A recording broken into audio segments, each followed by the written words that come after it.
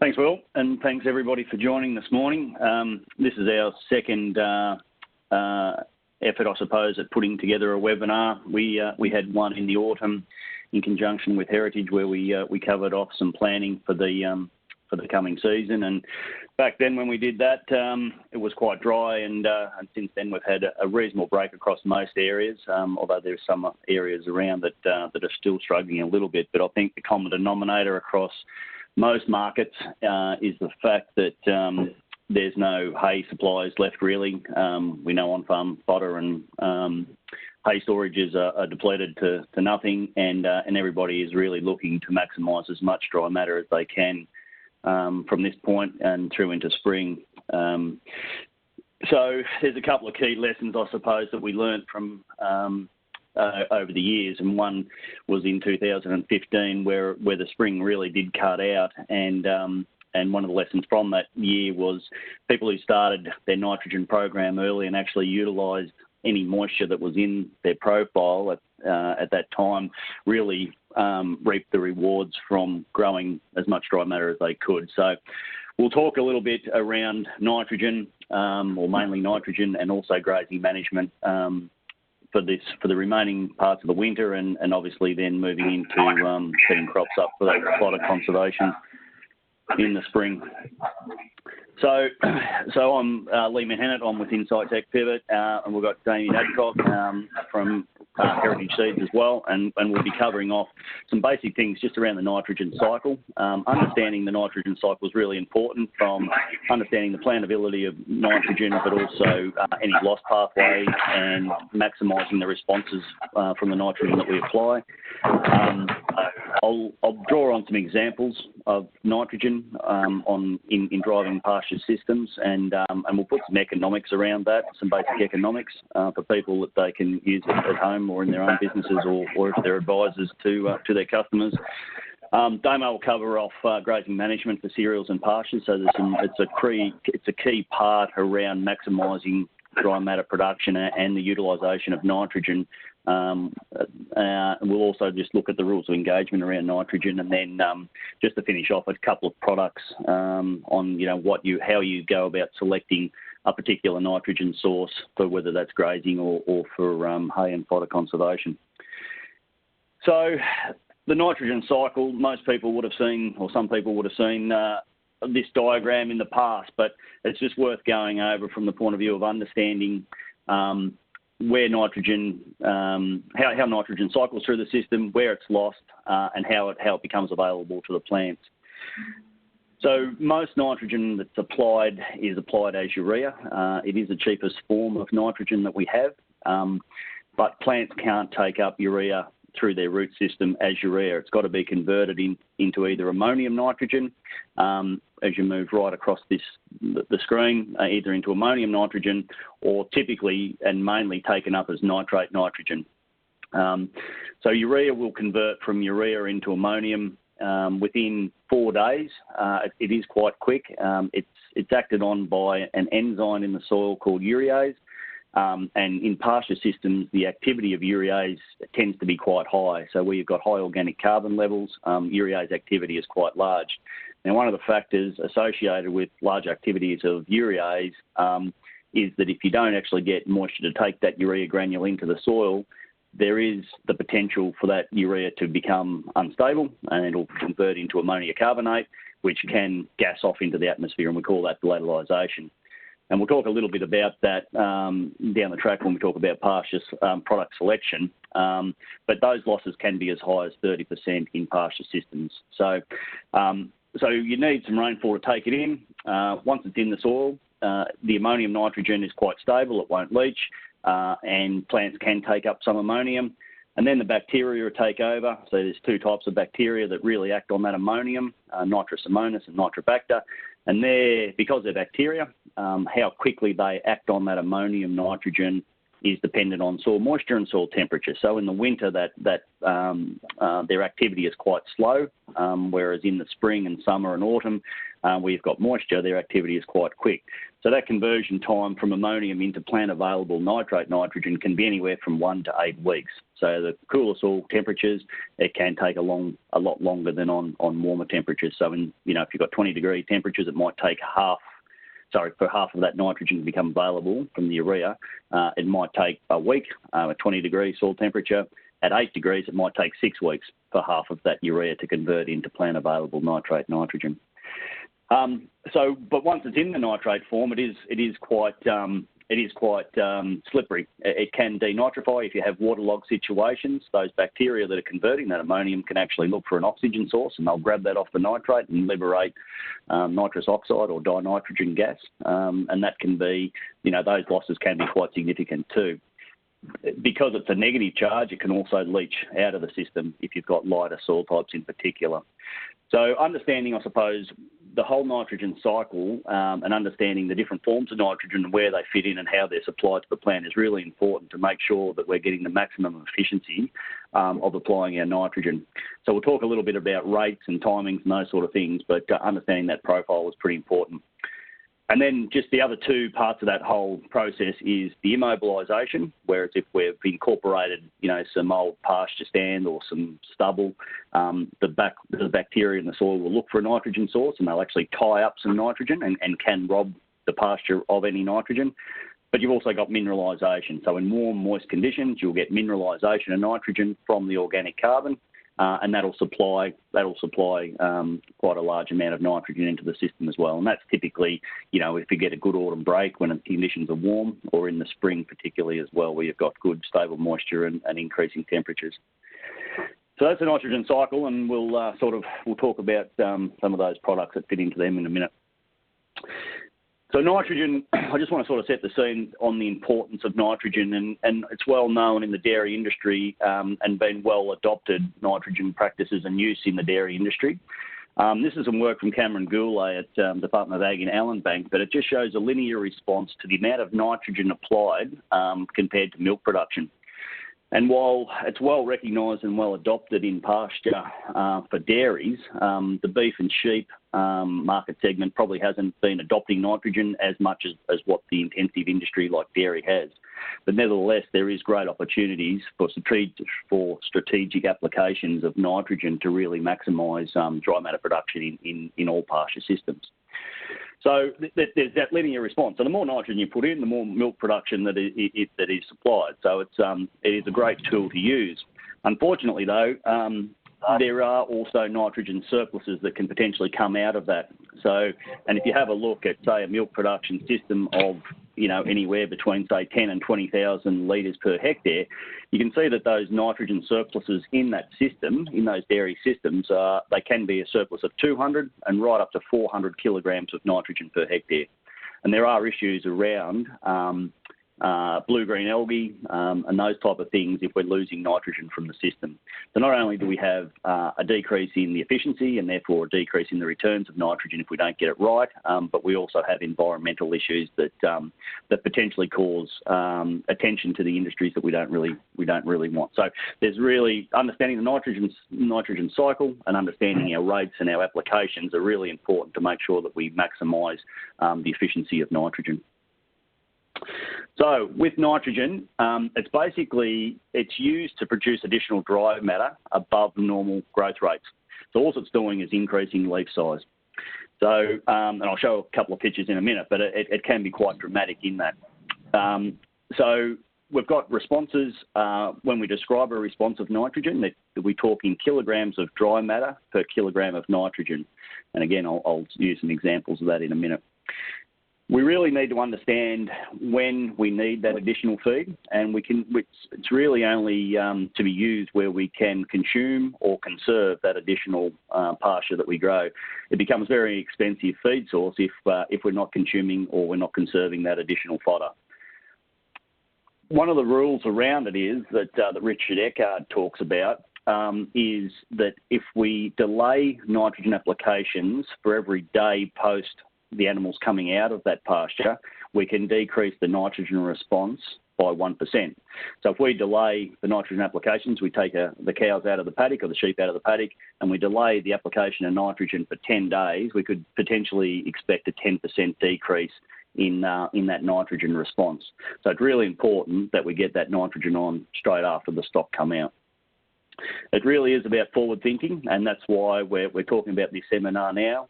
If we've got dairy cows that are calving on the 15th of August, we really need to be getting nitrogen out now to make sure that we've got feed supply in front of those cows. It's no use thinking a week in front that I'm out of feed and I'm going to have this huge demand. Or similarly, if we know we're going to have feed deficits over winter, we've got to be thinking 4 to 6 weeks prior to those deficits to make sure that we've got feed in front of them. So it's all about forward thinking, not just in time and planning. And look, responses can vary, and there's a number of things I've listed there that will dictate whether you get a big response to nitrogen or a smaller response. But that's not exhaustive, that list either. There are plenty of other things that will dictate whether you get a response or how big a response to nitrogen that you get. But definitely, pasture species and cultivar base nutrients in your soil, and also grazing management and soil moisture are the keys around getting a happier response from nitrogen application. So how much nitrogen do I apply? So again, I've got some red areas on that graph. I've got a green area and I've got an orange area. The red areas are where we're basically saying if you put on less than 25 kilograms of nitrogen, at best, your responses are going to be variable, and in most cases, from what I've observed and through the trials that we've run, we actually don't get a response over the control where we're putting on less than 25 kilos of N per application. So really 25 is our minimum, and our maximum is somewhere around 50 to 60 kilograms of nitrogen per hectare. So we're talking kilograms of N per hectare, not actual urea. So there is, however, and then over 80 kilos is pretty much where we flatten out our response. So this is a trial that was done in Mount Lofty Ranges in South Australia quite a few years ago, but it's a typical response curve. We've got a late spring application and we've got an early spring application. And the steepness of that curve will basically explain or describes how big a response you actually get to that nitrogen. So the steeper the curve, the greater the response, and where it flattens out, we're getting no response to that additional nitrogen. Hence, that's why we're basically saying we don't really want to be applying any more than 80 kilograms of nitrogen in any single application because we're not seeing that any more response from that. We have got this orange area in here, and this is the area that I call the area of uncertainty. And there is opportunities to push our rates higher and grow additional dry matter, because you can see in that area we're still increasing our responses, and there still is opportunity to apply more. It just comes down to the fact of that marginal return on that additional nitrogen that you put on. So in some cases, and the cases where you may look at pushing it a little bit harder, is if you've got really good base fertility, the season is going with you. You understand the cultivar and the variety that you're growing and what that base growth rate is for that particular cultivar and variety, and that it is actually producing feed at that time of year. If you've got low mineral nitrogen levels in the soil, your grazing management is up to speed. You've got good moisture to sustain that maximum response. And also look at the previous rotation. So particularly if we've taken a large silage cut off a paddock, then we've actually removed everything. We're not recycling any nitrogen back through the animal. It's all been removed, and therefore there's an opportunity there to push it a little bit harder. If we took off a 3 tonne to the hectare dry matter cut of silage, we're removing, up over 100 kilograms of nitrogen per hectare. So we've depleted a lot of N out of the system. Yes, there will be some mineralisation come in there, but there are also opportunities to drive that subsequent application a little bit harder. So just consider those sort of things. But definitely 25 to 60 is where our sweet spot is, and there are opportunities to go a little bit harder if you want to. So this is just some work that we done down in the Western Districts, down south of Hamilton, a couple of years ago. And there's just a couple of things I want to just show you out of this trial. I've listed there the different response curves for the different times of year as we've got increasing nitrogen rates from 30 up to 120 kilograms of N. And down the bottom here, we've got our total dry matter that we produced from that trial. And you can see where we've put no nitrogen out, so just base growth rates, we grew 3.4 tonne of dry matter. We almost doubled that by putting 30 kilos on after every grazing. So this was a sheep enterprise. We laid the replicated trial out. We applied the fertiliser, and then after we got 3 leaves emerged or canopy closure in spring, we let the sheep in and they grazed it down. We then reapplied and away we went. So you can see again where we're looking at our 30 to 60 or 25 to 60 kilos of N. We've got our steepest responses, and that's quite economical, or the responses are quite good right through the season, through winter, autumn, late autumn, and into late spring.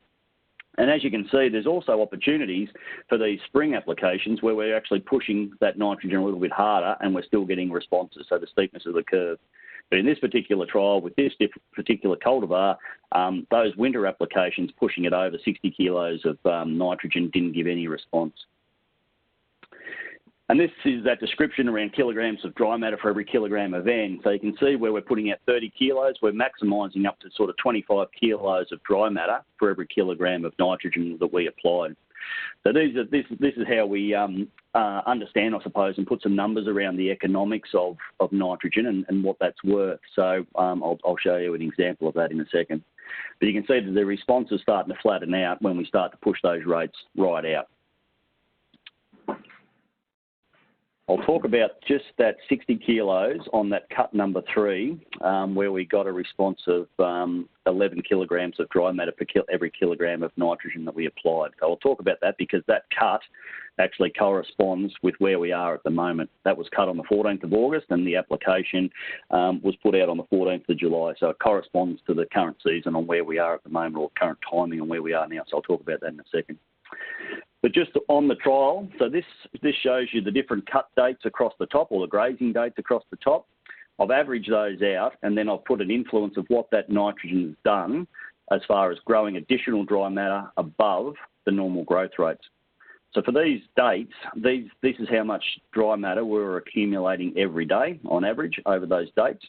So you can see in spring we're getting these flushes of up to sort of 90 kilograms or 86 kilograms of dry matter per hectare per day, whereas in the middle of winter, we're only getting about 9 kilograms of dry matter per hectare per day. And this is the issue around winter timing, when we've just got low growth rates and we're struggling for feed. You can see the influence of just putting 30 kilos of N on. We've almost doubled in a lot of these cases, we've almost doubled or better the amount of dry matter that we've produced just by putting out 30 kilos of nitrogen, which on average gave us about 176% increase in dry matter.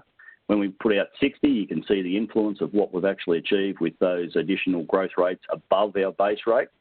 And then it flattens out as far as our response goes once we get to 90 and 120 kilograms. So in this trial, just going back to that, we actually got a significant difference in yield up to 90 kilos of nitrogen. There was no difference between 90 and 100, and there was no difference between 60 and 120, but there was a significant difference between 60 and 90 kilos. So we actually did push out a significant difference right out to 90 kilos in this particular trial. So I suppose that just really does highlight where our growth rates are and how, if we manipulate nitrogen and get the grazing management right, what that means as far as growing additional dry matter at particular times of the year, and what that means to daily growth rates. So this is that cut that I was talking about, which corresponds to the current time that we're in at the moment. So these are some pictures, 0 nitrogen, that's our base growth rates, where we applied 30, 60, 90 and 120, and that ruler is 50 centimetres long. And you can see what the nitrogen has done to the leaf size. It's basically extended that leaf size, and what it's also done is increased the nitrogen concentration in the leaf from,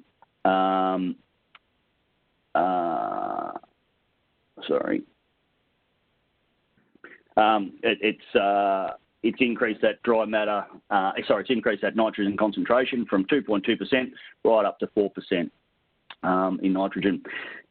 To actually get the maximum out of ryegrass plant, to maximise dry matter production, the leaf concentration of nitrogen will be about 3.5%. But that is generally in excess of the requirements of a grazing animal. So But to maximise dry matter, that's where the number needs to be. So you can actually do some quick back of the envelope calculations on what the value of that additional dry, or what the cost of that additional dry matter is based on the price of urea and the response that you can get from that application. So if we take urea at the moment at $600 a tonne spread, so that works out to be $1.30 a kilogram of nitrogen. For this particular cut in this particular trial, we're looking at 60 kilograms of nitrogen that we applied. So what's that, about 130 odd kilos of urea? And that response that we measured was 11 kilograms of dry matter for every kilogram of N. So it was basically 60 kilos of N that we applied, multiplied by our response, gave us an additional 660 kilograms per hectare of dry matter above our base growth rates. So we grew over extra half a tonne of feed. What does that cost? It's 60 kilograms of N by $1.30, which equals $78 a hectare or $110 a tonne of dry matter. So I guess this really, and this is not utilised, this is just standing. So there's other costs obviously in putting it in a bale, or in this case it was grazed, but it does give an indication of the effectiveness or the value, the economics of what nitrogen can produce. Particularly when we're considering what the current value of hay is at the moment. So you can do some of these sums quite simply and easily and work out the economics. But there's a number of things that really dictate this, and Damo will talk on that grazing management, which is of critical importance in a second. So the nitrogen rules, just to summarise that. 25 to 60 kilograms. We can look at up to 80 kilos in certain circumstances, so just be sure about where and how and why you may be going at those higher rates. We do need adequate soil moisture. If it's too wet, the plants aren't growing and they'll only respond to nitrogen once they come out of that waterlogged situation.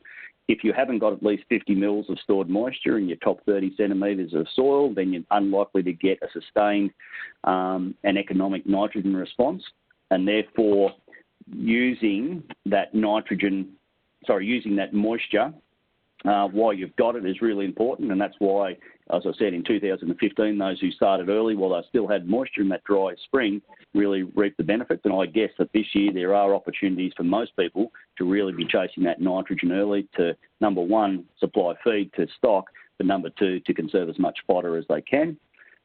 Grazing animals in the system do confound nitrogen responses. So a lot of nitrogen does get passed out through the animal, and that can confound how much N response we do get. We need at least 5 mil of rainfall post our application of nitrogen to get that in the ground. And if you're on drier soils, you're probably, or heavier soils, it may be 10 millimetres of rain to take that urea in. It's really important to understand the seasonal dry matter growth variations between grass species and cultivars.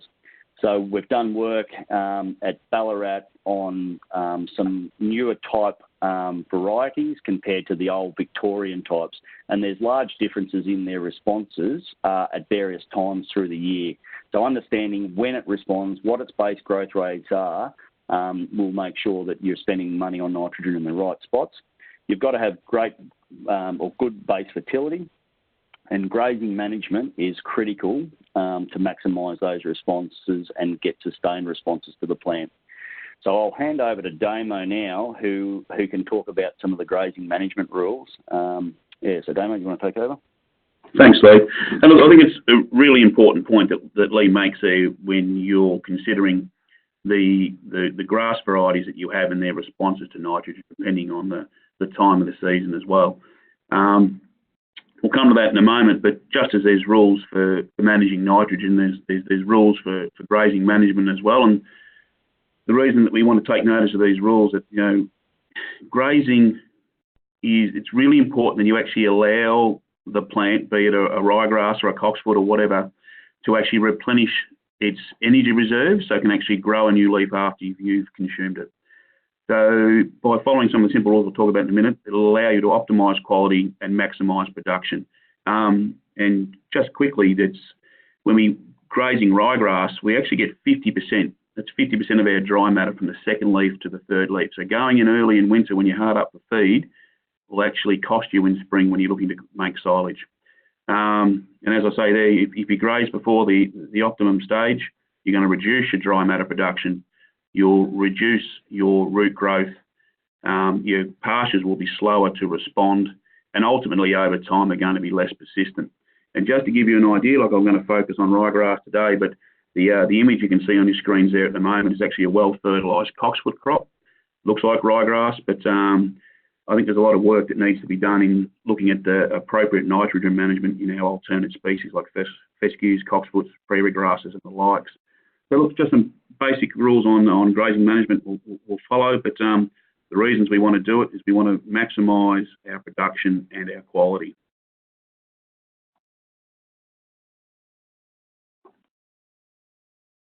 Oops, one too far, just a bit slow.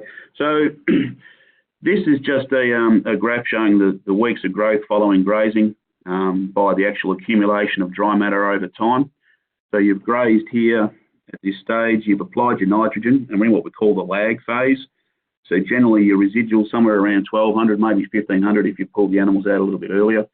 And you can see as time progresses, especially in this linear phase, is when we're actually accumulating most of our dry matter as the plant replenishes its energy reserves and starts to push out new leaves and re-establish its photosynthetic capacity.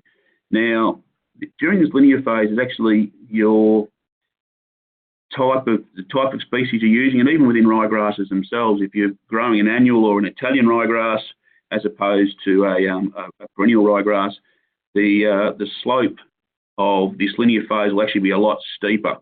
So you'll get a greater response from nitrogen from your Italian and annual ryegrass species as opposed to your perennials, which are looking or going through a period of dormancy as winter comes through. And you can always use gibberellic acid to actually get over that.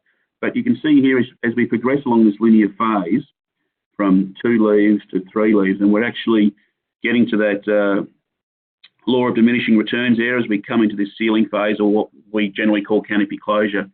So at this stage, as you're pushing out that new 4th leaf, you're actually losing dry matter as the leaf underneath is actually starting to die.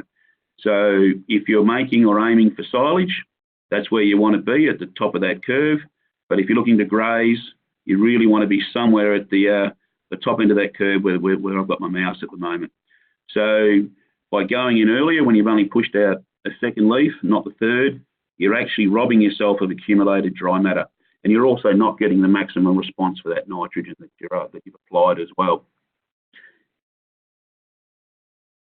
So why is grazing time critical? Well, as I said, as we've gone through and defoliated the crop, be it with sheep or beef or dairy, the plant needs to actually replenish its carbohydrate reserves in the basal part of the plant. So that's the area below that first leaf. And while this is happening, root growth actually slows down and stops.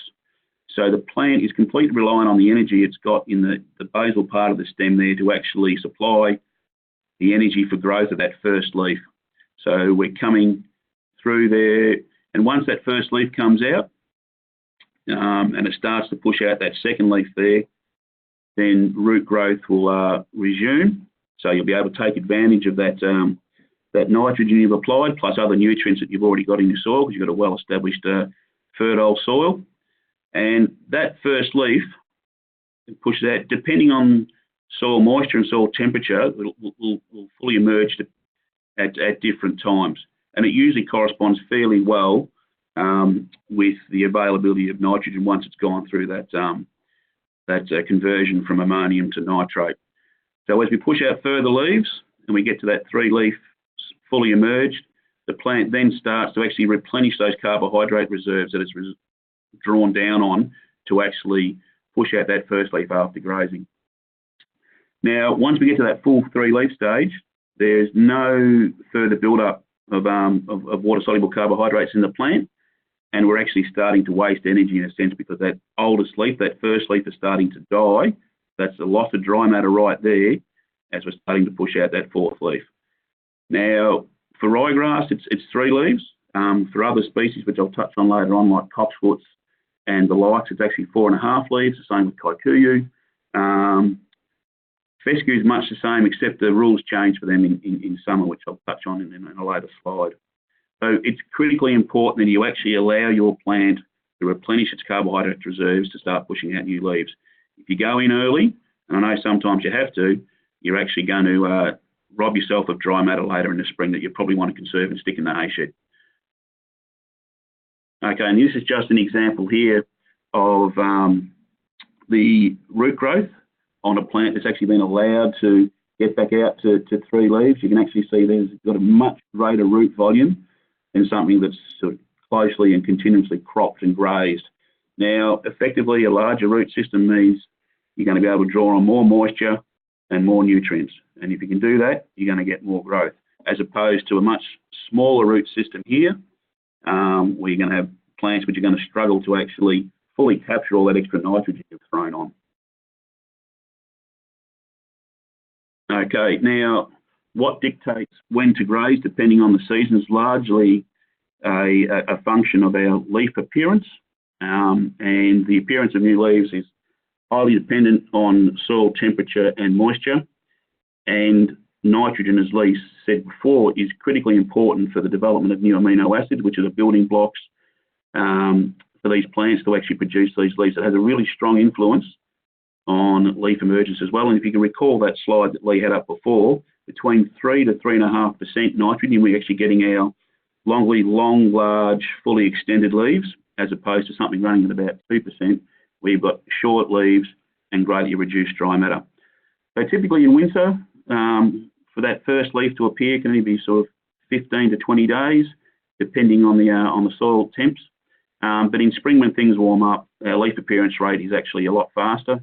Hence why quite often the grass will get in front of the cows or the sheep, and we've got to start thinking about conserving that extra dry matter that we've produced, either as silage or hay. So, you know, in intensive dairy systems, they're probably looking at sort of 50 to 60 days in winter if we can. They can be quite a difficult thing to achieve at times when you're actually looking for feed. But you've got other things like alternate crops to help fill those gaps and stretch out that grazing round. And then, of course, when we get into spring, things are warm. We've usually got good moisture if it's a reliable spring, and we're looking at 15 to 21 days to get things around. And obviously, if you can't get your cattle or your sheep around in that time, you actually drop a paddock out and you take it for silage. Now, I'm not expecting everyone to calculate their the leaf appearances. Your agronomist should be able to do this reasonably easily. There is a formula, and in this case, it's for ryegrass. So the grazing interval there is 3 leaves, and then the part you can see here, which is the maximum mean temperature plus the minimum temperature, divided by 2, multiplied by 0.55, and you work your way through there. And I've just put an example in here to determine the grazing interval. It was 12 degrees at Geelong the other day, probably not as cold as some other places, and the minimum temperature was 1, decent frost that morning. And when you actually plug that through and into that calculation there, we come at about 49 days. And again, the other example there, we've got a maximum of 16 degrees and a minimum of 3 is about 45. So we're sort of in winter aiming for that sort of bracket if we can get there. Now, we can manipulate that to some extent with gibberellic acid, but if you're going to go down that path, it is critical that if you do use gibberellic acid to expand and see an expansion of those extra leaves, it doesn't work without nitrogen. You need to have adequate nitrogen nutrition to get the most out of gibberellic acid. Otherwise, you're going to get a lovely yellow, pale, lime green paddock. So just some rules for grazing ryegrass, as I said, as a bit of a summary. Graze at optimal leaf stage, which is 2.5 to 3 in winter, and obviously up to canopy closure in spring if you're aiming to make silage. If you are grazing in spring, you can go in at sort of 2.25, 2.5 leaves, ripping around fairly quickly. And look, it's important too that you don't let the canopies overdevelop in winter, in particular, when light's limiting, because you'll actually you'll see a reduction in the development of daughter tillers, and it's those daughter tillers which give you a dense stand and produce more leaves and ultimately give you more dry matter production. And as well as that, you're going to get much better root growth and a more persistent sward. And if you've got a persistent sward, there's no room or resources that aren't being used by your pasture that will be utilised by weeds. If you're in more of an extensive grazing system, with sheep and or beef, just beware of the grazing duration in that paddock and try and avoid the grazing of the regrowth if you can, or back grazing as we call it. Work done out of Tasmania actually shows that you can see a 40% reduction in your dry matter production if you graze or allow animals to graze longer than 6 days. So, 4 to 6 days, if you can move your cattle or your sheep onto a new patch of grass or put up a bit of a fence, then you're going to reap the rewards come spring. Now, we also want to touch on the grazing of forage cereals. So you may have managed to get some oats in earlier in the autumn, or you've put barley or triticale in more recently. And the important thing here is don't graze until obviously the plants are well anchored and you've got what we call secondary root formation, which corresponds to the development of tillers from the main stem. And once you've got sort of 3 to 4 leaves fully emerged, you can start considering grazing, provided you're not going to pull it out. Look, and you can continue to graze. We sort of aim for 1 or 2 grazings before thinking about locking it up in spring for whole crop silage or otherwise. But very, very important that your agronomist or yourself actually can identify the appropriate growth stage when the node forms. And you can see there, this is the picture by Joe Jacobs, again from Allenbank, showing the first node as the plant sort of wants to boot and run to flowering. That first node will progress up the stem. And once you graze, or if you do graze that first node out of the plant, then that tiller is actually done, it's finished. So you'll be reliant on other tillers to provide your bulk of feed.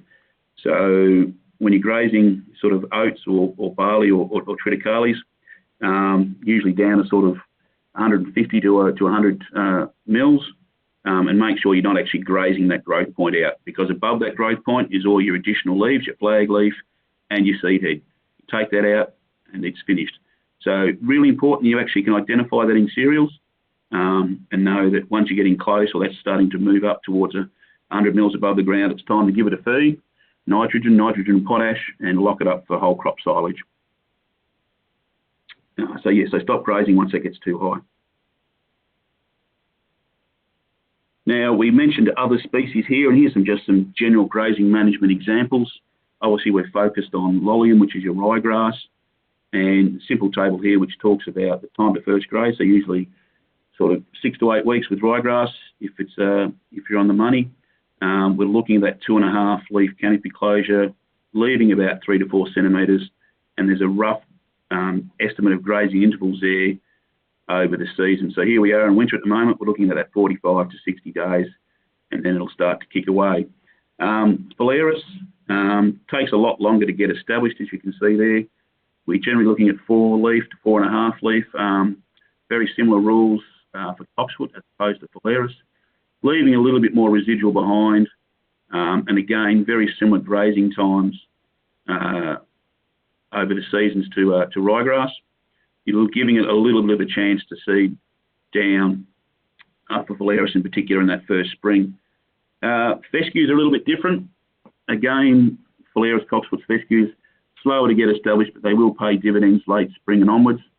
You're leaving a little bit more residual there, but in the summer, you'll notice here that fescues, if they've got adequate moisture, they're a lot more responsive to temperature and are a very useful tool for summer green feed. Just make sure, again, that you're sort of keeping the fertiliser up to them to keep them in that sort of rotation. You can see there, you're back on them every 21 to 28 days as opposed to 35 to 45 for ryegrass over the summer. And it's very important that you actually don't let this blow out in fescues, because feed quality will actually start to fall away quite quickly. Alternate source of protein and good ME is chicory over the spring and the summer. Again, chicory is responsive to nitrogen as well. We usually go every second grazing with 65 to 80 kilos. But again, with chicory and similarly with forage rapes and brassicas, while they're providing plenty of energy and protein at a reasonable grazing interval there, you do need to provide a source of fibre just to keep that rumen functioning properly. And as for forage cereals, we mentioned that down to 10 to 15 centimetres when you're grazing. Don't graze out the node. And usually once you've done a grazing or two in winter, it's time to lock it up for whole crop silage. So just some general rules there about when to graze at what time of the year. Now, I'll hand back to Lee. He's actually going to talk about some of the different sources of nitrogen. But just as different species have different management, there's also a choice of nitrogen product for the spring to suit your particular situation. Back to you, Lee. Yeah, thanks, Damo. So we spoke about the nitrogen cycle earlier, and one of the things I highlighted was lateralisation losses, and you can see there that there's reported losses in pasture from a number of different researchers that suggest it's in the range of 20 to 30% if you have a lateralisation event. Now, if you go and put out nitrogen or urea and you have a good rain on that, then you're not going to get those sort of losses at all. So it's only where you put it out and you don't get rain within a day or two of application. That hydrolysis of the urea is quite quick in pasture systems, and those losses can be within the first day or two after application. So you do need that rain to take it in. And there is a product that you can use that is sprayed onto urea that basically holds that urease activity at bay. And that can reduce those losses by up to 70%. So in that graph there that work that Helen Suter from Melbourne Uni has done, you can see that the ammonia losses there and the influence of having that green urea applied to it. So it can reduce it quite significantly if you have those loss events. It works out somewhere around $50 to $60 a tonne additional to the price of urea. So one of the things that drives this lateralisation process is on this graph or on the right-hand side there. One of the things with urea is that it has a pH of 9.5, so it is actually very alkaline. And one of the processes, or the process of conversion from urea to ammonium to make it unstable, is if the pH interchange at that urea granule is over 8. So if that pH is over 8, you will tend to get that nitrogen going to ammonia, which is the gas, which can volatilise off and move off your paddock. But if that pH interface is less than 8, it'll tend to go straight through to ammonium, which is safe, and it'll then go through the process into nitrate and become available to the plant. So one of the things that green urea does is it protects that urea granule from the urease activity for a week to 10 days and allows that pH to buffer back, that localised pH where that urea granule lands, allows that to buffer back to the pH of the soil around it. So we're typically dealing with acid soils. So where that urea granule lands, you get really localised alkalinity. pH can be over 8, and where it is over 8, you can get losses if you don't get the rainfall to take it in. The urease, keeping the urease at bay allows that conversion to be slowed down, I guess, and therefore it buys you time in allowing it to buffer or move back to a lower pH so you don't get those losses. So it can reduce. It is a great tool, and it is a great tool particularly in the spring, because volatilization is worse in windy conditions, drying soils and open canopies.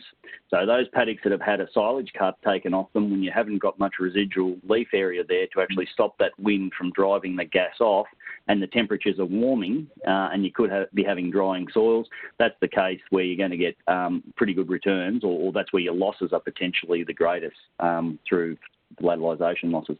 So that type of area may warrant a product like green urea or a green Boosta being applied to it. The other product that I was just going to talk about that has some application in winter, and it is used with applications of Progib and some chemical, is EASYN. So EASYN is a liquid, and one of the things with EASYN that it has 50% of its nitrogen in the urea form, 25 in the ammonium form, and 25 in the nitrate form.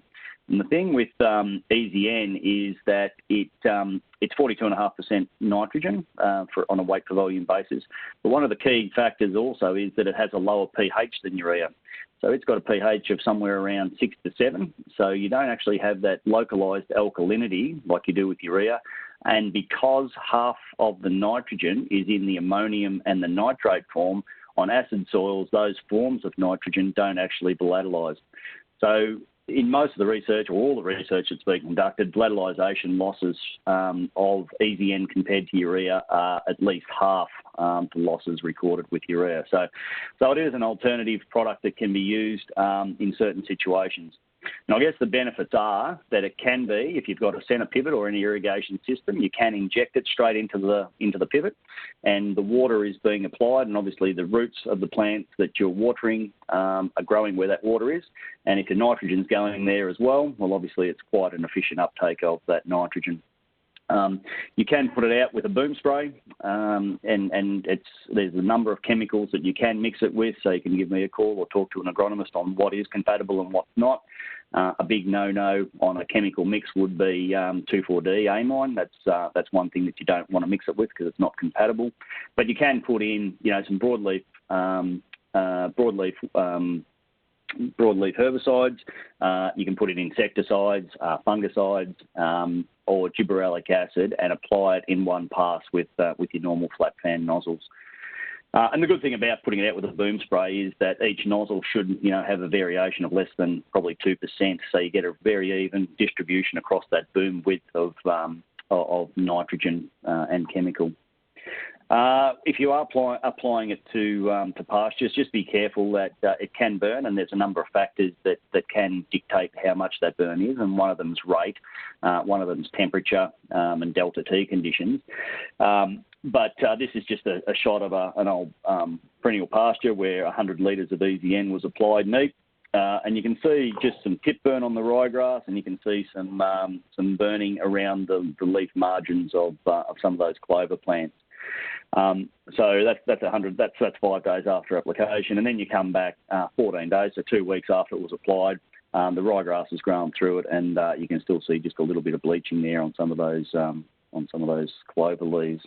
So just be aware that it can cause burn, but again, if you've got your grazing management right and you're putting your nitrogen on, you've got your nitrogen management right, going straight in after the stock have been removed, you haven't got much leaf area there to cause any burn to anyway. And in the middle, in cooler conditions, then that burn is a lot less anyway. And then one of the other benefits is it stores indefinitely. So you can store it in a tank, and it's the most economical and viable way to handle a product, and you just go in there and grab a load when you need it and follow the stock around. So it's a very clean and tidy way of applying nitrogen. And finally, I just wanted to talk on the Boosta range. So for people who are looking at growing silage or hay coming into the spring, the Boostas are a tried and true product that people use, and there's various combinations of nitrogen, phosphorus, potassium and sulphur. And one of the questions we often get asked is, well, how do I choose which one to use? And first and foremost will be around nitrogen decisions. So we spoke about the nitrogen rules with before, about minimums of 25s and maximum of 60, maybe up to 80. So that's the number one consideration. So work out, you've got to be at least 25 and no more than 80. So that'll be your first driver as to what product and what rate it'll go out. And then it's really about what you're trying to achieve with the additional phosphorus, potassium and or sulphur that is going in that mix. So is it just that you're trying to actually build up some more phosphorus and potassium, you missed out on the autumn application, or your levels are low in your soil, so you actually want to have a bit of a capital build? Then you might choose something that has a higher P and K rate of application. Or if you're just looking at a maintenance, so looking at replenishing some of what you're taking out, then that's the other consideration as well. There's a rough rule of thumb: if you work on 25-2, 25-2 per tonne of dry matter, so 25 of nitrogen, 2 of phosphorus, 25 of potassium and 2 of sulphur for every tonne of dry matter you remove, then that'll give you an indication of how much dry matter or how much nutrient you're removing per tonne, and it's a good rule of thumb. And then you can set your nutrient requirement to match that. So just some considerations around this. This is some work again from Alan Bank, from Cameron Goulet, but it just shows on a dairy farm. The dairy farm would be in the middle of that red area there, and where it's red and those darker colours represent potassium levels being in excess of what we actually need to maximise pasture growth. Whereas in these lighter colours, the yellows and the light blues, those potassium levels are quite low. So the red areas are where the cows frequent more often, where they're being fed and they're going out and redistributing the nutrients that they're fed in the bale or in the feed pad and going back out into the paddock and increasing the P and the K levels. Whereas these lighter colours, the yellows and the light blues, are where the fodder is being removed through silage and hay production and brought back in closer to the dairy and fed out. So that gives you some insight, I suppose, into where and what product you might use from a booster. If we're looking at a dairy farm here, close to the dairy, it may just be that we look at a grass booster, just a simple nitrogen sulphur type product, or it may just be straight urea or EASYN, just a straight nitrogen product, because we know our P and K levels are going to be high. Where the cows frequent a little bit less regularly, but they still frequent enough, a little bit further away from the dairy, it may be something like a pasture booster, so a lower amount of phosphorus and potassium. But where we've got those favourite hay cut and silage cut paddocks, and it's not only peculiar to dairy farms, we have them in beef and sheep areas that where we like to cut because there's no rocks and it tends to produce all the time. Those areas that get cut for hay and silage, they're the ones that are going to have a greater requirement for greater rates of phosphorus and potassiums from a maintenance and or a capital application. So understand where your soil test values are across your farm, and also look at the P and K loading from stock that are moving around it, where that distribution of nutrients are, and that'll give you some insights into and how you might choose a particular booster for the paddock. That's pretty much it. I just wanted to touch on, and I'll get Damo as well, just to talk on the Partners for Pasture program that the Heritage run. But we've Incitec Pivot have the ground rules for pasture, so it's a bit of a resource there that people can log into and have a look. It summarises just some videos and a brochure around some key points around soil testing, around the major and minor nutrients, a little bit on nitrogen as well. So it's a little bit of a resource there for people to refer back into down the track. So, Damo, did you just want to have a quick word on past? Yeah, thanks, Lee. So likewise for the ground rules from Incitec Pivot, Heritage Seeds also has Partners for Pastures, and the link is there. Partners of Pasture. There's a whole host of information there regarding species selection, grazing management and the like. So invaluable resource. If there's any questions there that you want to ask and can't be bothered asking your agronomist, go there and give it a go. And it's a great resource for agronomists as well. So have a look. Fantastic. So, it's Will here. We're here again. Thank you very much, Lee and Damien. If you could just flick to the next slide, I'll just say one word on that, Lee. We will be sending out a survey along with the PowerPoint deck that Lee and Damien have worked through, and a recording that you can download and store and view at your leisure.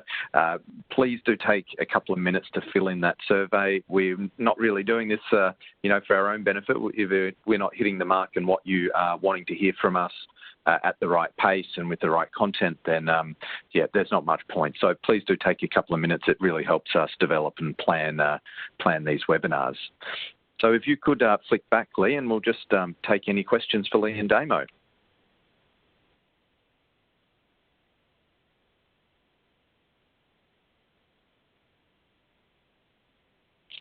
Now, we did have a question come in on the, sorry, and thank you, Dean. I will just need to unmute everyone. I nearly did. All right. Apologies for that. Now that everyone is unmuted, would you please just put out your question?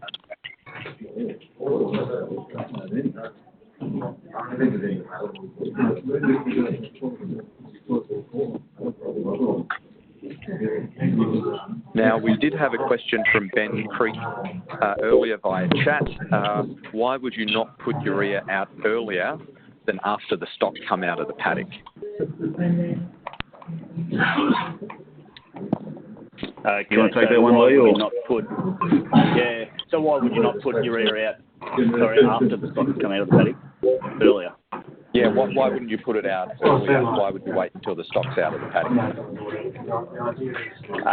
So you can go. You can apply. Do you just want to mute it again, Will, and then talking?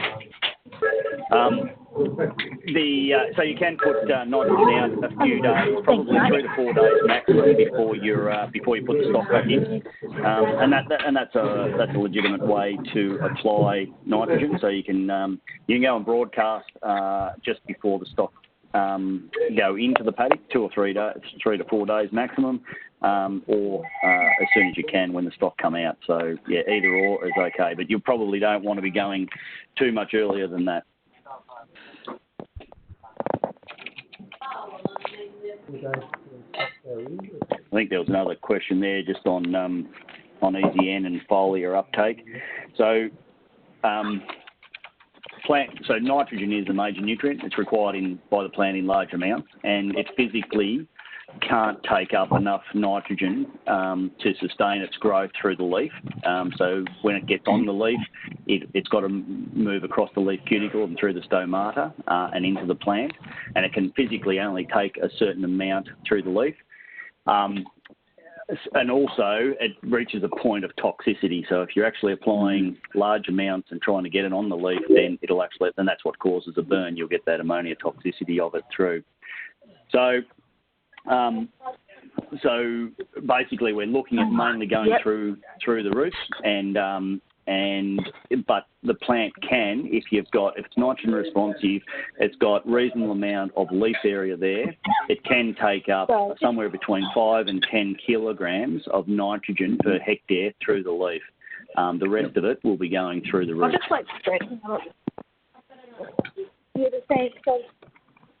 I think it's just important to add there too, Lee, if people are using EASYN and gibberellic acid, you do need a reasonable amount of leaf area to ensure that you do get some uptake. Yep. You said 12. Yeah.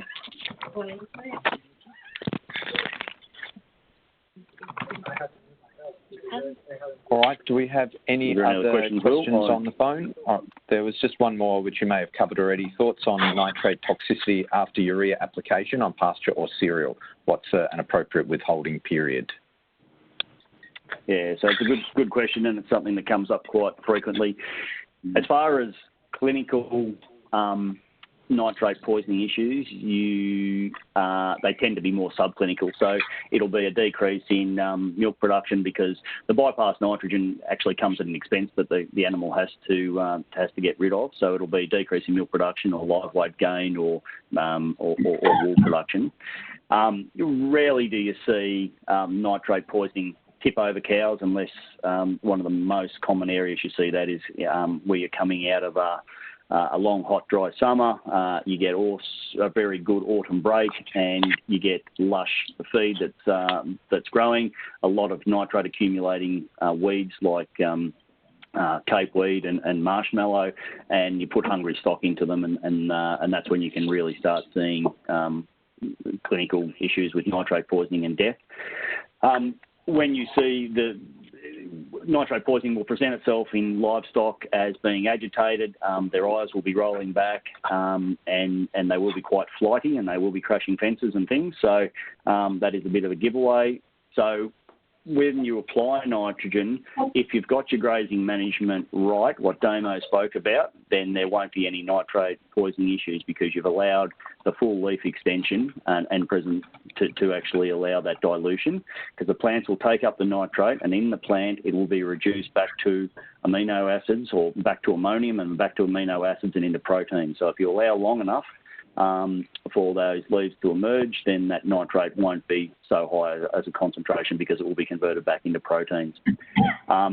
But if you do go in early, we do say 3 weeks is a minimum before you go back into those paddocks after an application of nitrogen as a minimum, and that does allow some of that conversion of nitrate back.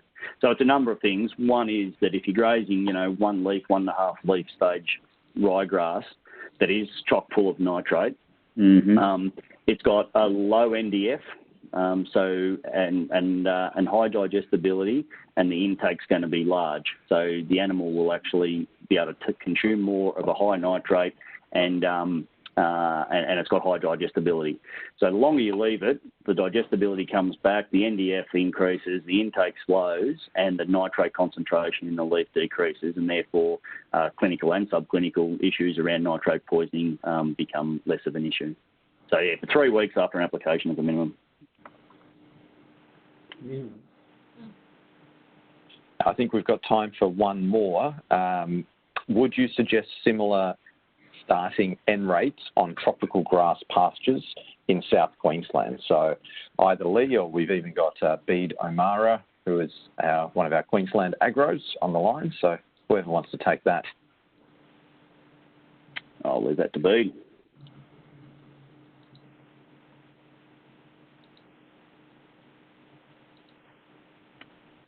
All right, Bede may have dropped off. So any thoughts on that, Lee?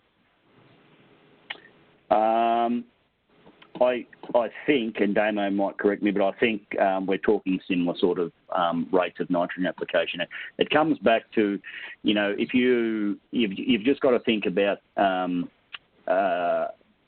matter accumulation, and nitrogen concentration in the leaf. So we're looking at somewhere between 1 and 2 kilos of nitrogen per hectare per day is what, you know, in our temperate pastures, what they'll be taking up. Now, I think the growth rates would be at least similar, if not greater, at certain times of the year in the subtropics. So, so I would imagine that our rates would be very similar in that part of the world. But just look at what the growth rates would be, and then trying to match, and what the grazing rotation is going to be, and then match your nitrogen to that. Yeah, there'll be the top end of that rate, Lee. Yeah. Be the top end of that rate, right. And just remember too that those C4 grasses, those tropical grasses, are better accumulators of nitrogen as well. So you know, it'll be every bit of 2 kilos, possibly more if you're looking to bulk it out and cut it. 20. All right, we're a couple of minutes past 12. So again, thanks very much for joining us. We'll get the recording of this and the information, the pack and the quick survey out in the next few days. Thank you for your time, and we'll be back in the next month or 6 weeks with our next webinar. Thanks everyone for joining.